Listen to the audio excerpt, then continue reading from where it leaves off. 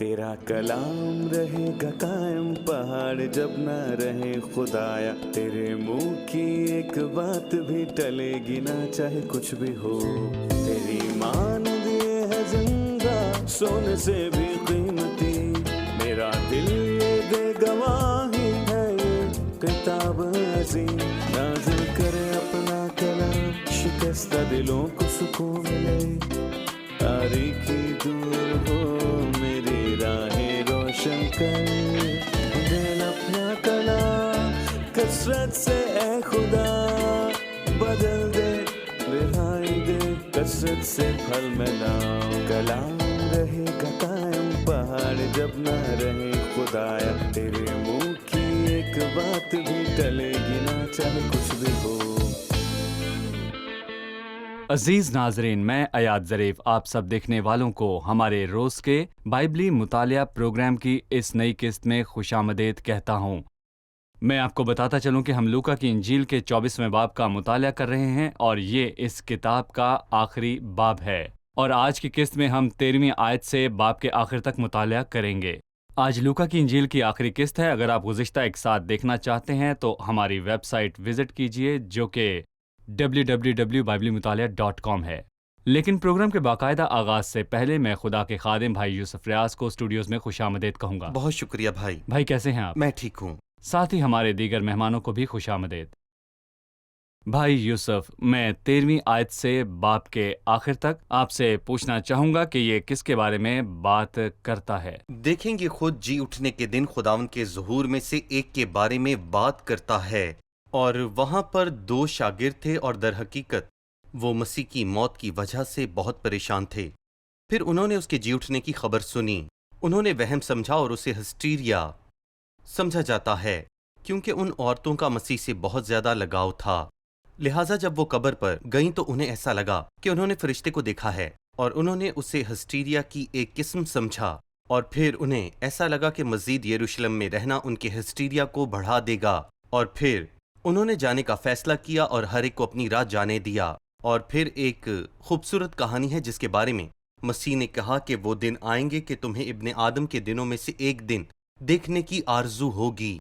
तो उन्होंने कहा सबको अपने रास्ते जाने दो, लेकिन यहाँ पर जिंदा मसीह, जैसा कि हमने पिछली किस्त में जिक्र किया है, वो उन दुखी और परेशान लोगों की तलाश में है जो उससे प्यार करते हैं, और वो अपने पूरे रास्ते में उसके बारे में बात कर रहे थे। और यीशु खुद उनके पास गया, वो खुद उन पर जाहिर हुआ, उसने उन्हें कायल किया कि वो मुर्दों में से जी उठा है। लिहाजा वो यरूशलेम लौट गए, और फिर मसीह यरूशलेम में उनके दरमियान जाहिर हुआ और ज़हनों को खोला ताकि कलाम को समझ सकें। और फिर बाब के आखिर में वो उन्हें बैतनियेल में ले गया और अपने हाथ उठाकर उन्हें बरकत दी, और फिर आसमान पर उठा लिया गया, और वो खुदा की हम्द करते हुए बड़ी खुशी के साथ यरूशलेम वापस लौट गए। इस इंजील के मुताले के आगाज में आपने 2 लोगों के दरमियान एक मुआजना पेश किया था जो यरूशलेम से वापस आ रहे थे, और उन्होंने सोचा जी, मरियम और यूसुफ, लेकिन खुदावंद उनके साथ नहीं था। सही। यहाँ 2 शागिर्द जा रहे थे, खुदावंद उनके साथ था, लेकिन वो नहीं जानते थे कि उनके साथ है। सही। आप हमें इनके बारे में बताइए। देखिए भाई, इन दोनों वाकयात पर फसा की ईद थी।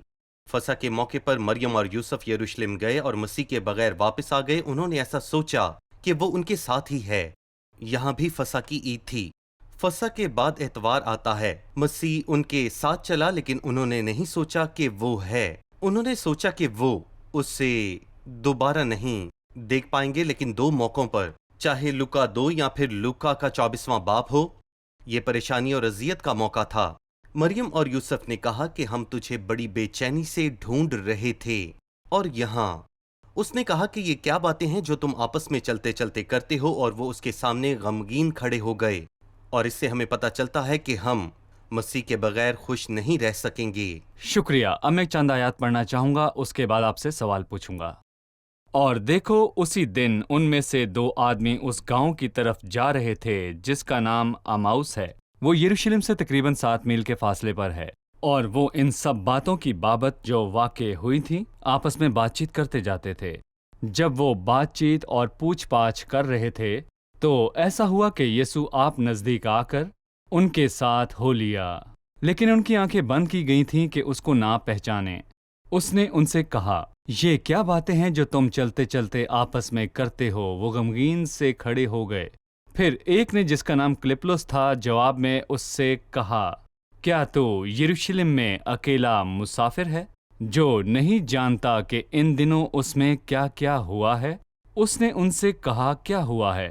انہوں نے اس سے کہا، یسوع ناصری کا ماجرا، جو خدا اور ساری امت کے نزدیک کام اور کلام میں قدرت والا نبی تھا، اور سردار کاہنوں اور ہمارے حاکموں نے اس کو پکڑوا دیا تاکہ اس پر قتل کا حکم دیا جائے اور اسے مصلوب کیا۔ لیکن ہم کو امید تھی کہ اسرائیل کو مخلصی یہی دے گا، اور علاوہ ان سب باتوں کے اس ماجرے کو آج تیسرا دن ہو گیا۔ جی ہاں، اور ہم میں سے چند عورتوں نے بھی ہم کو حیران کر دیا جو سویرے ہی قبر پر گئی تھی، اور جب اس کی لاش نہ پائی تو یہ کہتی ہوئی آئیں کہ ہم نے رویا میں فرشتوں کو بھی دیکھا، انہوں نے کہا وہ زندہ ہے، اور بعض ہمارے ساتھیوں میں سے قبر پر گئے اور جیسا عورتوں نے کہا تھا ویسا ہی پایا، مگر اس کو نہ دیکھا۔ اس نے ان سے کہا، اے نادانوں اور نبیوں کی سب باتوں کے ماننے میں سست اعتقادو، کیا مسیح کو یہ دکھ اٹھا کر اپنے جلال میں داخل ہونا ضرور نہ تھا؟ پھر موسیٰ سے اور سب نبیوں سے شروع کر کے سب نوشتوں میں جتنی باتیں اس کے حق میں لکھی ہوئی ہیں وہ ان کو سمجھا دیں۔ بھائی یوسف، اس حوالے میں بہت سی باتوں پر بات کرنے کی ضرورت ہے۔ جی سب سے پہلے میں بات کرنا چاہوں گا جب یسوع خود ان کے پاس آیا اور ان کے ساتھ گیا۔ جب وہ پریشان تھے، مسیح ان کے قریب آیا۔ اس سے آپ مسیح کے دل میں کیا دیکھتے ہیں؟ ذرا سوچیں کہ وہ بالخصوص انہی کے پاس کیوں گیا تھا۔ وہ غلط بات نہیں کر رہے تھے، وہ درست گفتگو میں مصروف تھے۔ شاید وہ کسی چیز کے بارے میں سرسری بات ہو، مثال کے طور پر ہیکل کی فن تعمیر جسے ہیرودیس نے خود بنوایا تھا، کیونکہ لکھا ہے کہ یہاں پتھر پر پتھر باقی نہ رہے گا۔ میرا خیال ہے کہ وہ بہت ہی اہم موضوع پر بات کر رہے تھے، لیکن وہ سمجھے نہیں۔ کیا خداوند انہیں ایسے ہی چھوڑ دے گا؟ بے شک غلط فہمی سے پریشانی، دکھ اور الجھن پیدا ہوتی ہے، لیکن یسوع ان کے پاس آیا اور ان کے ساتھ خود گیا تھا۔ یہ منظر مجھے پرانے عہد نامے کے آخر میں پیش آنے والے کچھ واقعات کی یاد دلاتا ہے۔ مثلاً ملاکی 3:16، تب خدا ترسوں نے آپس میں گفتگو کی اور خداوند نے متوجہ ہو کر سنا۔ یہ ضروری نہیں کہ وہ درست بات ہی کر رہے ہوں، پر وہ صحیح موضوع پر بات کر رہے تھے، اور اگر ہم صحیح موضوع پر بات کر رہے ہوں تو وہ آئے گا اور ہماری زندگیاں درست کرے گا، اور مسیح نے ایسا ہی کیا۔ مجھے یہ الفاظ پسند ہیں کہ مسیح خود، در حقیقت اس صورتحال میں کوئی بھی ایسا نہیں جو مسیح کے سوا ہمیں سمجھ سکے، اور یہ الفاظ کہ مسیح خود اس باب میں 2 دفعہ دہرایا گیا۔ اور پہلی دفعہ آیت 15 میں ہم یہ پڑھتے ہیں کہ مسیح خود ان کے نزدیک آ کر ان کے ساتھ ہو لیا تھا۔ دوسری مرتبہ آیت 36 میں ذکر کیا گیا، جب شاگرد اکٹھے تھے تو ان میں سے 2 اس راہ پر جا رہے تھے جس کا نام عموس ہے، اور مسیح ان کے درمیان خود کھڑا ہوا۔ میں اس میں مسیح کی 2 تشبیہات دیکھتا ہوں، لیکن مسیح کے سوا اس کا کوئی حل نہیں کرے گا، اور میں اس دنیا میں چلتے ہوئے الجھن، پریشانی اور مایوسی کا شکار ہوں۔ میری مدد کون کرے گا؟ صرف یسوع مسیح۔ ایماندار ہوتے ہوئے جب ہم اکٹھے ہوتے ہیں تو فرض کریں کہ مقدس موسیٰ اور ایلیا خود عبادت میں آتے ہیں۔ ہم مقدس موسیٰ اور ایلیا کو دیکھنا نہیں چاہتے ہیں، ہم کسی اور کو نہیں، بس مسیح کو دیکھنا چاہتے ہیں۔ بھائی یوسف، لکھا ہے یسوع آپ نزدیک آ کر ان کے ساتھ ہو لیا۔ 17ویں آیت میں اس نے ان سے کہا، یہ کیا باتیں ہیں جو تم چلتے چلتے آپس میں کرتے ہو؟ وہ غمگین سے کھڑے ہو گئے۔ جواب بہت ہی حیران کن ہے۔ میں اس جواب پر تبصرہ چاہوں گا جو انہوں نے 18ویں آیت میں دیا۔ جی۔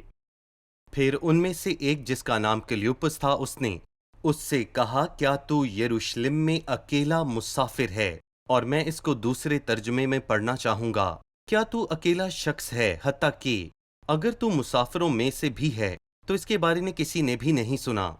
اگرچہ کہ یہ واقعہ جمعے کو رونما ہوئے اور آج اتوار ہے، لیکن ایسا لگتا ہے کہ یہ بات یروشلم کے تمام رہنے والوں تک بہت آرام سے پہنچ گئی، اور یہ خدا کی حکمت ہے کہ اس نے یہ چناؤ کیا کہ مسیح فسح کے دن مارا جائے، کیونکہ فسح کے دن لوگ تمام دنیا سے یہاں آتے ہیں، لہٰذا دور اور نزدیک سب یہ جان چکے تھے۔ وہ یہ نہیں جانتے تھے کہ بس مسیح مارا گیا، بلکہ وہ یہ بھی جانتے تھے کہ مسیح زندہ بھی ہو گیا ہے۔ اور عید کے اگلے دن پینتیکوست کے روز یہ خبر تمام لوگوں تک پہنچائی گئی اور تقریباً 15 ممالک میں سے آئے ہوئے 3000 لوگ مسیح یسوع پر ایمان لائیں گے۔ شکریہ بھائی یوسف، ہم ایک چھوٹے سے وقفے کے بعد دوبارہ حاضر ہوں گے۔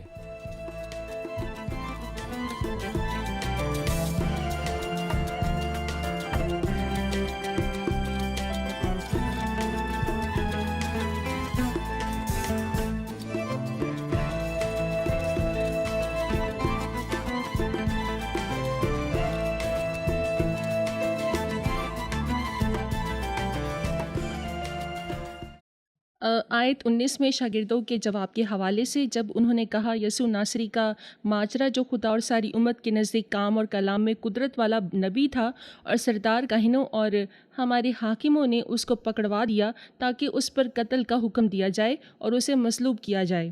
شاگردوں کے سامنے مسیح کی ساری خدمت کے بعد کیا اس کے بارے میں ان کا شخصی علم کافی تھا؟ جی بھائی، میں یہ کہنا چاہوں گا کہ آپ دیکھیں گے کہ مسیح نے صلیب کے پاس فلپس کو یہاں نصیحت کی اور اسے کہا، اے فلپس، میں اتنی مدت سے تمہارے ساتھ ہوں تو کیا تو مجھے نہیں جانتا؟ اور وہ صلیب پر چلا گیا اور پھر وہ مردوں میں سے جی اٹھا اور 2 شاگردوں کے ساتھ چلا گیا جن میں سے ایک کا نام کلیوپس تھا اور وہ ایک عظیم انسان تھا۔ اور کیا تم نہیں جانتے میں اتنی مدت سے تمہارے ساتھ رہا؟ تو پھر بھی کلیوپس، کیا تم مجھے نہیں جانتے؟ باپ مجھ میں ہے اور میں باپ میں ہوں۔ لیکن وہ اسے ضرور جانتے تھے اگرچہ کہ ان کا علم محدود تھا، اور وہ اسے ایک نبی سمجھتے جو کلام اور کام میں قوی تھا۔ یہ بہت خوبصورت بات ہے کہ وہ کام اور کلام میں نہیں تھا، جبکہ موسیٰ کو کام میں بھی اور کلام میں بھی قوی کہا گیا تھا، لیکن مسیح نے کبھی ایسا کچھ نہیں کہا جو اس نے خود پہلے نہ کیا ہو۔ لہٰذا مسیح کام اور کام دونوں میں قوی تھا۔ کس کے سامنے؟ دیکھیں، بعض اوقات ہم لوگوں کے سامنے اچھا نظر آنا چاہتے ہیں، لیکن مسیح خدا اور لوگوں کے سامنے اچھا تھا، تمام لوگوں کے سامنے، حالانکہ ان کا علم محدود تھا، لیکن یہ مسیح سے ان کی گہری عقیدت کا اشارہ کرتا ہے۔ لیکن پورا علم یہ ہے کہ وہ کامل انسان ہے، لیکن وہ خدا ہے جو جسم میں ظاہر ہوا۔ صحیح۔ تو زندہ خدا کا بیٹا مسیح ہے۔ جی، ٹھیک ہے، لیکن اس کے بعد اس نے نہ صرف مسیح کے بارے میں علم کی بات کی، بلکہ وہ اس میں امید بھی رکھتے تھے، لیکن یہ واضح ہے کہ یہ امید ختم ہو ناکام۔ گئی، تمام امیدیں ناکام ہو گئیں۔ صحیح۔ مجھے اس امید کے بارے میں بتائیے جو ختم ہو گئی۔ در حقیقت صلیب کے ذریعے اسرائیل کی تمام امید اختتام پر پہنچ گئی تھی، صحیح، لیکن خدا کا شکر ہے کہ مسیح صرف مرا نہیں بلکہ وہ زندہ ہو گیا تھا۔ لیکن پطرس رسول نے اپنے پہلے خط کے پہلے باب کی 3 آیت میں یہ کہا کہ ہمارے خداوند یسوع مسیح کے خدا اور باپ کی حمد ہو، جس نے یسوع مسیح کے مردوں میں سے جی اٹھنے کے باعث اپنی بڑی رحمت سے ہمیں زندہ امید کے لیے نئے سرے سے پیدا کیا۔ مسیح میں ہماری امید کہ وہ آتا ہے اور حکمرانی کرتا ہے، یہ امید ختم ہو چکی کیونکہ قوم نے مصلوب کر دیا، لیکن ایک اور امید ہے جو کبھی ختم نہ ہوگی، اور وہ مسیح یسوع کے مردوں میں سے جی اٹھنے کے وسیلے سے ہے۔ تو پھر یسوع مسیح کی صلیب تمام زمینی امیدوں کی قبر ہے، جبکہ مسیح کا جی اٹھنا تمام آسمانی امیدوں کی بنیاد ہے جو اس کے جی اٹھنے کے وسیلے ہمیں ملی ہے۔ صحیح بھائی، 25ویں اور 26ویں آیت پر ہمیں بات کرنے کی ضرورت ہے۔ یہاں پر کچھ یوں مرقوم ہے، اس نے ان سے کہا، اے نادانوں اور نبیوں کی سب باتوں کے ماننے میں سست اعتقادو، کیا مسیح کو یہ دکھ اٹھا کر اپنے جلال میں داخل ہونا ضرور نہ تھا؟ پھر موسیٰ سے اور سب نبیوں سے شروع کر کے سب نوشتوں میں جتنی باتیں اس کے حق میں لکھی ہوئی ہیں وہ ان کو سمجھا دے۔ میرا یہاں آپ سے ایک سوال ہے کہ پرانے عہد نامے کے حوالہ جات مسیح کی موت اور اس کے جی اٹھنے کے بارے میں کیا کہتے ہیں، جس کی وجہ سے خداوند ان سے کہتا ہے، اے نادانوں اور سب نبیوں کی باتوں کے ماننے میں سست اعتقادو؟ میرا اس پر دوہرا تبصرہ ہے۔ پہلا یہ کہ جو آیات ابھی آپ نے پڑھی ان میں لفظ سب 3 دفعہ دہرایا گیا ہے۔ کیسے؟ اس نے اپنے شاگردوں سے کہا نبیوں کی سب باتوں کو ماننے میں سست اعتقادو، ٹھیک ہے۔ اس نے کہا پھر مسیح کو یہ دکھ اٹھا کر اپنے جلال میں داخل ہونا ضرور نہ تھا، پھر موسیٰ سے اور سب نبیوں سے شروع کر کے پھر جتنی باتیں اس کے حق میں لکھی ہوئی ہیں ان سب کو سمجھا دیں۔ اور ان دنوں یہودی اور خود شاگردوں اور بہت سے مسیحیوں کا بھی یہی مسئلہ تھا کہ جو کچھ نبیوں نے کہا، مطلب سب باتوں پر وہ یقین نہیں رکھا کرتے تھے، جی۔ بلکہ وہ انتخاب کرتے ہیں. انتخاب. جی انتخاب. اور یہاں پر یہ آیت مجھے بہت زیادہ پسند ہے، پر میں اس کو نہیں سمجھتا. یہ اس تعلیم کے مطابق نہیں جو باپ دادا سے ہمیں ملی اور ہم نے سیکھا، تو پھر اس کو رہنے دو. تو پھر اسی طرح شاگردوں نے بھی یہاں یہی کیا، لہٰذا وہ مستحق تھے کہ انہیں احمق کہا جائے. کیا آپ بھی انتخاب کرتے ہیں کہ مجھے یہ حوالہ پسند ہے اور یہ والا حوالہ پسند نہیں؟ خدا نے کلام میں کہا کہ کوئی نہیں ہے اور کون اسے تبدیل کر سکتا ہے، لہٰذا انتخاب کرنا بے وقوفی ہے. اور انہوں نے اس آیت کی اس طرح وضاحت نہیں کی تھی. بے وقوف بلکہ کچھ اور ہے جو اس باب میں 3 دفعہ دہرایا گیا ہے، اور در حقیقت پوری بائبل ہی اس لفظ سے بھری پڑی ہے. اس باب کے آغاز میں لفظ ضرور ہے اور اس کے مترادف ہے. 7ویں آیت میں لکھا ہے کہ ضرور ہے ابن آدم گناہگاروں کے ہاتھوں حوالے کیا جائے. یاد کرو کہ یہ مسیح نے، اور دوسری بار اس نے اموس کی راہ پر جاتے ہوئے اس نے کہا کیا مسیح کو دکھ اٹھا کر اپنے جلال میں داخل ہونا ضرور نہ تھا؟ اور تیسری بار آیت 46 میں ان سے کہو کہ یوں لکھا ہے. لہٰذا یہ ضرور تھا کہ مسیح دکھ اٹھائے اور پھر مردوں میں سے جی اٹھے. تو پھر لفظ ضرور کا مطلب یہ ہے کہ یہ لکھا ہوا تھا. اس میں 2 خیالات ہیں، مسیح کا دکھ اور مسیح کا جلال.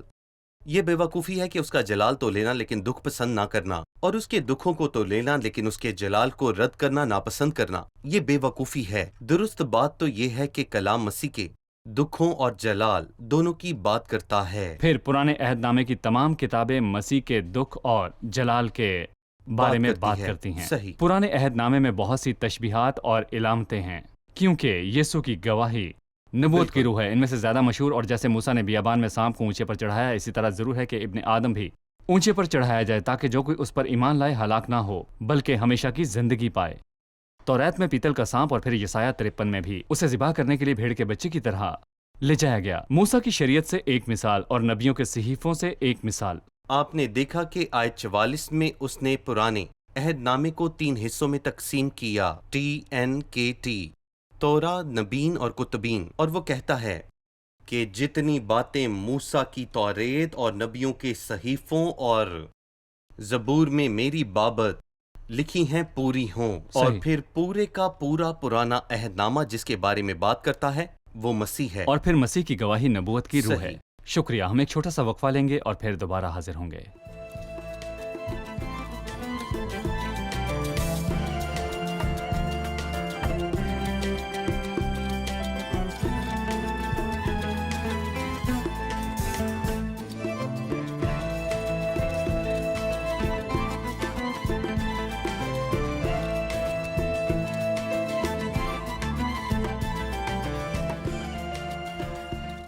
آیت 28 میں اتنے میں وہ اس گاؤں کے نزدیک پہنچ گئے جہاں جاتے تھے، اور اس کے ڈھنگ سے ایسا معلوم ہوا کہ وہ آگے بڑھنا چاہتا ہے. خداوند نے یہ اشارہ کیوں دیا کہ وہ آگے بڑھنا چاہتا ہے؟ میں اس کو 2 طریقوں سے سمجھتا ہوں. سب سے پہلی بات یہ ہے کہ خداوند کبھی بھی زبردستی ہماری زندگیوں اور ہمارے دلوں میں نہیں آنا چاہتا، اور وہ ہمیں مجبور نہیں کرے گا. وہ خود کو پیش کرے گا لیکن ہمیں اسے لپٹے رہنا ہے. اور غزل و غزلات کے 2 باب میں لکھا ہے کہ میرے محبوب کی آواز دیکھ وہ آ رہا ہے پہاڑوں پر سے، کودتا اور ٹیلوں پر سے پھانتا ہوا چلا آتا ہے. دیکھ وہ ہماری دیواروں کے پیچھے کھڑا ہے اور کہتا ہے کھول، لیکن تم پہاڑوں پر کود رہے ہو، تم اندر کیوں وہ نہیں توڑتا آتے؟ نہیں ہے. وہ توڑے گا نہیں. اور دوسری بات یہ ہے کہ وہ اس سے آگے بڑھے گا. اسے اموس میں کوئی دلچسپی تھی، وہ اپنے گھر پہنچے، لہٰذا وہ اموس میں داخل ہوئے. یہ ان کا گھر ہے، لیکن وہ اموس میں کیا کرنے جا رہا تھا؟ وہ ان کے دلوں میں اترنے جا رہا تھا جو اگلی جگہ ہیں. مجھے اموس میں کوئی دلچسپی نہیں، نہ میں وہاں جا رہا ہوں اور مجھے وہاں کیا ملے گا. لیکن انہوں نے زور دیا اور مسیح داخل ہوا. وہ اموس میں جانے کے لیے نہیں گیا، در حقیقت وہ گیا تاکہ وہ لوگ اسے جان سکیں، اور روٹی توڑنے کے وقت انہوں نے یسوع کو جان لیا تھا. خداوند نے ان کے دلوں کو جلایا اور ان کی آنکھوں کو کھولا، اور روٹی توڑنے کے وقت انہوں نے اسے پہچانا، اور نتیجہ یہ نکلا کہ وہ خاموش نہ بیٹھ سکے. صحیح. جب بھی خداوند دل کے اندر آتا ہے تو نتیجہ دوسروں کے ساتھ بانٹنے اور دوسروں کو بتانے کی صورت میں نکلتا ہے. آپ کے الفاظ سے مجھے مرکز 16 میں لکھی ہوئی بات یاد آ گئی. وہ مریم مگدلینی کو دکھائی دیا اور اس نے دوسروں کو بتایا، اور وہ اموس کی راہ پر ان پر ظاہر ہوا تھا. پس اس نے سب کو بتا دیا اور پھر وہ ان 11 کو دکھائی دیا، اور یہ مجھے ان کوڑیوں کی یاد دلاتا ہے جن کا ذکر دوسرے سلاطین کے 7ویں باب میں ہے، اور یہ دن خوشخبری کا دن ہے، اور ہم خوش رہتے ہیں، اور اگر ہم صبح تک انتظار کریں گے تو ہمیں سزا کا سامنا کرنا پڑے گا، یعنی لڑکوں ابھی دیر ہو چکی ہے، اب سو جاؤ، صبح چلے جانا۔ لیکن شاگرد ماتم کر رہے ہیں، ہم کیسے انتظار کر سکتے ہیں؟ ہم جا کر انہیں بتائیں گے کہ مسیح مردوں میں سے جی اٹھا۔ بہت شکریہ بھائی یوسف۔ اس کے بعد 36ویں آیت میں لکھا ہے، مسیح اپنے شاگردوں پر ظاہر ہوا، وہ یہ باتیں کر ہی رہے تھے کہ یسوع آپ ان کے بیچ آ کھڑا ہوا اور ان سے کہا تمہاری سلامتی ہو۔ ظاہر ہونے کے اس نتیجے اور ان کے ساتھ خداوند کی بات چیت پر آپ کیا کہنا چاہتے ہیں؟ جی، ہمیں بتایا گیا ہے کہ وہ خوف زدہ تھے اور ڈرے ہوئے تھے۔ میں کھٹکھٹائے بغیر اندر آنے کی صورت کو سمجھ سکتا ہوں، اور وہ بالا خانہ میں تھے، یقیناً اسے سیڑھیوں سے آ کر دروازہ کھٹکھٹانا چاہیے تھا اور انہیں کھولنا بھی چاہیے تھا۔ یوحنا 20 سے پتہ چلتا ہے جب سب دروازے بند تھے تو انہوں نے اسے اپنے درمیان پایا۔ بے شک انہوں نے سمجھا شاید کوئی بھوت ہے، لیکن روح کے گوشت یا ہڈی نہیں ہوتی جیسا تم مجھ میں دیکھتے ہو، چھو کر دیکھو، اور اگر تم لوگوں کے پاس کچھ کھانے کے لیے ہے تو میں وہ کھانے کو تیار ہوں، مجھے کچھ کھانے کو دو۔ لہٰذا انہوں نے اسے بھنی ہوئی مچھلی کا قتلہ دیا، اور اس طرح ان کا خوف اور بے چینی ختم ہوئی، اور انہوں نے اس بے حد خوشی کا یقین نہ کیا۔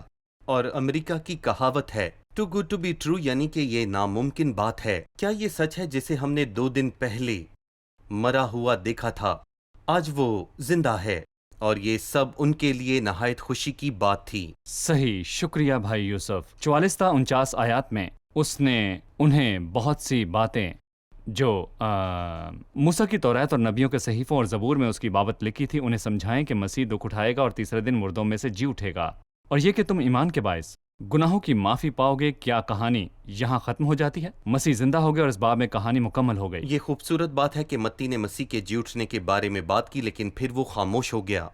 لیکن مرکز نے مسیح کے جی اٹھنے اور آسمان پر جانے کے بارے میں بات کی، اور لوکا کی انجیل مسیح کے جی اٹھنے اور آسمان پر جانے اور پھر روح القدس کے آنے کے بارے میں واضح طور پر بات کرتی ہے۔ صحیح۔ لہٰذا باب کے آخر میں ہم دیکھتے ہیں کہ وہ انہیں بیت انیل کے باہر لے گیا اور اپنے ہاتھ اٹھا کر انہیں برکت دی۔ ہمیں یاد رکھنا ہے کہ لوکا کی انجیل میں مسیح ایک کاہن ہے۔ ہمیں یاد ہے کہ احبار 9 میں ہارون سردار کاہن کے طور پر گناہ کی قربانی پیش کرنے کے بعد نیچے آیا اور اپنے ہاتھ لوگوں کی طرف اٹھا کر انہیں برکت دی۔ کیا زبردست شبیہ ہے! مسیح ہمارے لیے فاتح اور برکت کو یقینی بنانے کے لیے ہاتھ اٹھاتا ہے، اور جیسے موسیٰ نے غروب آفتاب تک اپنے ہاتھ اٹھائے رکھے تھے، خروج 17 کے مطابق اس نے اپنے ہاتھ اٹھائے رکھے تھے، اور بنی اسرائیل امالیکیوں پر غالب آئے۔ لوکا کی انجیل ایک خاموش کاہن کے ساتھ شروع ہوئی جس کا جی، نام زکریا تھا، جو یوحنا کا صحیح۔ باپ تھا، اور اس کا اختتام ایک ایسے کاہن پر ہوتا ہے جو اپنے ہاتھ اٹھائے برکت دے رہا ہے جو اس کے ہاتھوں سے کبھی ختم نہیں ہوگی۔ اور جب یہ کہتا ہے کہ کاہن اپنا منہ کھولے، اور وہ اس طرح ہیکل میں خدا کی حمد و ثنا کرتے رہے تھے، مطلب کہ انہوں نے خداوند کی حمد و ثنا کی۔ کیا کوئی اور چیز بھی لوکا کی انجیل میں کھلی ہے؟ اس باب میں 7 چیزیں کھلی ہیں۔ پہلی چیز قبر کا کھلنا ہے، پھر گھر کا کھلنا ہے، اور آنکھوں کا کھلنا ہے، اور پھر کتاب کا کھلنا ہے، اور پھر ذہن کا کھلنا، اور آسمان کا کھلنا، اور پھر منہ کا کھلنا۔ صحیح، شکریہ بھائی یوسف۔ آپ کے ساتھ اس انجیل کا مطالعہ ہمارے لیے بہت ہی بابرکت ثابت ہوا۔ اس انجیل کی یہ 30 اقساط بہت بھرپور، بابرکت جی، اور ایک خزانہ ہے۔ صحیح۔ خداوند آپ کو برکت دے۔ آئیے اب مہمانوں سے شکریہ۔ ہم رائے جانتے ہیں۔ آج کے پروگرام سے آپ نے کیا سیکھا؟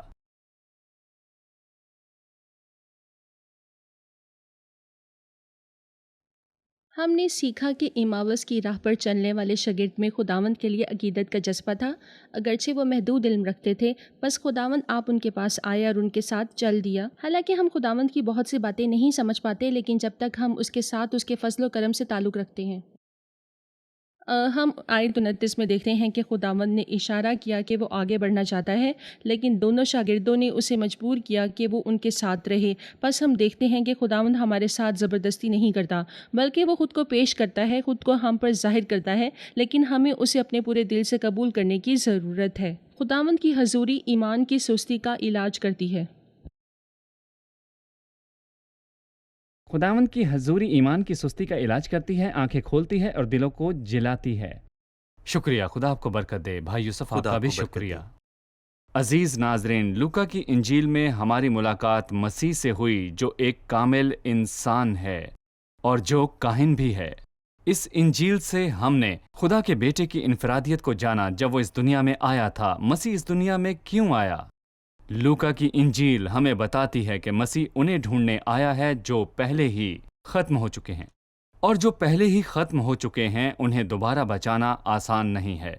लिहाजा उसे सलीब पर जाना जरूर था, उसे दुख उठाना जरूर था, ताकि वो खुदा के फजल से हर एक के लिए मौत का मजा चखे। कलाम मुकद्दस के मुताबिक वो मरा और कलाम मुकद्दस के मुताबिक वो तीसरे दिन जी उठा। और शागिर्दों के बारे में खुशगवार इख्तिताम और हतमी नतीजा आखिरी कलमात में आता है, और वो हैकल में खुदा की हम्दो सनाह करते रहते थे। मसीह की मौत और जी उठने की बुनियाद के सिवा हम्दो सना कहाँ से आएगी? मसीह की मौत और जी उठना, जी हाँ अजीजों, उसका जी उठना हमारे दिलों में तमाम खुशी को लाती है, और हम मसीह की मौत और उसके जी उठने के बगैर खुदा से नहीं मिल सकते। हम मसीह के कफारे और उसके जी उठने के बगैर आसमानी मिठास का मज़ा नहीं चख सकते। आप और मैं, हम में से हर एक को मसीह के फ़र्द की तारीफ करने और मसीह के काम पर भरोसा करने की दावत दी गई है। नाजरीन, आपको मसीह पर कामिल एतकाद रखने की ज़रूरत है। इन अल्फाज के साथ अगले प्रोग्राम में फिर मुलाकात होगी। खुदा आप सबको बरकत दे।